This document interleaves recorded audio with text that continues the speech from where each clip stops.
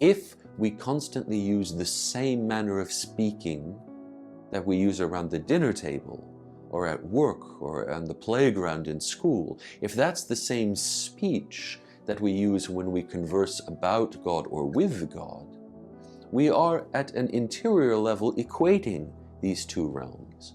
And the work of prayer is to actually condition the heart towards something more exalted, that ongoing and perpetual communion with God. And so when we do speak to God, about God, with God, when words are necessary, and they are necessary at times, then we deliberately choose a rarefied, exalted form of our language in order to do this. And so the best prayers in English, for example, are prayers that use an exalted form of the language. Must it be precisely King James English? No, of course not.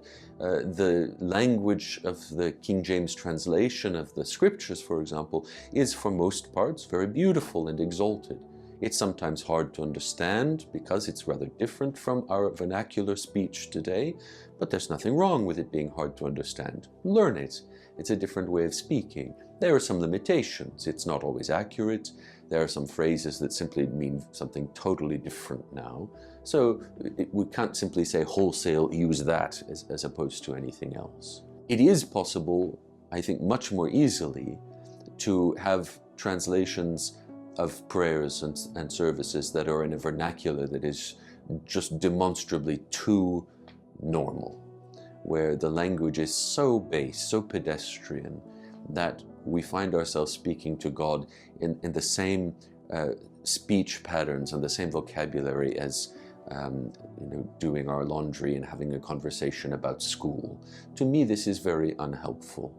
So I always urge people, when they are getting prayer books and other materials to help them in their prayer, to try to find things that use an exalted manner of expression in your language. And there can be variation within that, of course. Wherever possible, unless circumstances make this untenable, try to find prayer books and other sources of prayer that you might use, not just the prayer book itself, but other things as well, that use the same language that's used in your parish.